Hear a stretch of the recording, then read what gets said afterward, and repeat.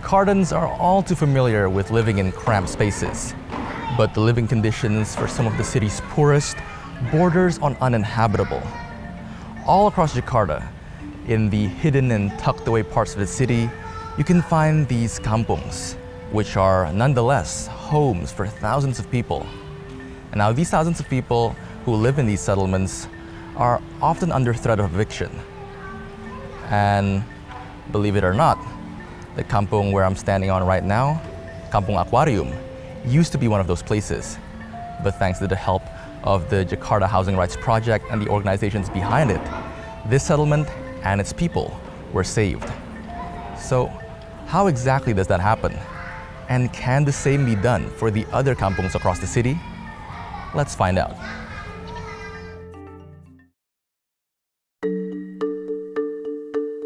This is Kampung Aquarium, home to more than 100 people who were evicted in 2016.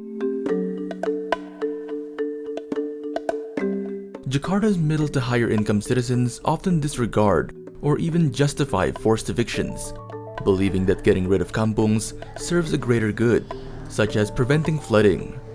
However, Dian Irawati, program director for Rujak Network, believes otherwise. Kampung has always been the scapegoat, like the cause of the problem. Without necessarily having to really understand the cause of flood, like from the upstreams to downstreams, what caused it, but easily pinpoint or accusing the kampungs and the poor people as the main cause of the slum. More than 10,000 families were forcibly removed from their homes in 2015. Seeking to fight for their right to housing, a group of kampung residents, with the support of several grassroots organizations, such as the Rujak Network for Urban Studies, launched Jakarta Housing Rights to assist kampung residents, including those in Kampung Aquarium. So for Kampung Aquarium itself, once they were evicted in April 2006, the first thing that they did was to return to the site to claim the right to stay put. That's what their message to the world, that they have the right, this is their home, this is their kampungs, and they want the government to rebuild the kampung. So the design and then to make sure the realizations of design took years. 2 years after they slept on the tents, on the shacks in the spot, the new elected governor, Anies Baswedan, built the shelter for them. So in 2008, he built the shelters. In 2020, he started the project, the groundbreaking of Kampung Aquarium. And 2021, two building was finished, built, and the residents start moving back here in September 1st, 2021.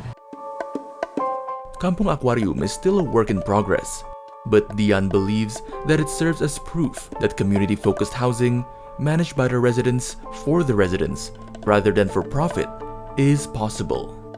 So the key word of the Jakarta Housing Project is first the collaboration, or working together and basically put the kampung resident as the main actors. And the key also from this struggle is the community members that organize. So if we want to do the same thing in other kampungs throughout Jakarta, it has to be organized. Last January, the Jakarta Housing Project won a gold medal in the 2024 World Habitat Awards, an international non-profit organization working to provide decent homes for everyone in partnership with UN Habitat. I think we feel really happy, also grateful, but also honored.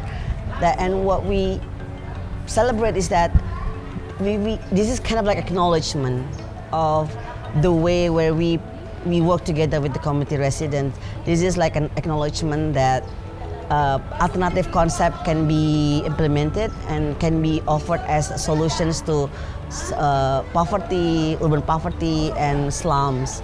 So I think this is important, and also acknowledgement of people's struggles. So it kind of like boosts our energy to do more, and then to spread what we see now as probably a good way or a better way to deal with the poverty and slums. In an increasingly resource-scarce world, a system that exploits basic rights such as housing will put more and more marginalized groups at risk. While the Jakarta Housing Rights Project might not be the end-all be-all of Jakarta's housing problem, it does show that a better future is possible. Arya Siddhartha and Hanif Abdu for See Today.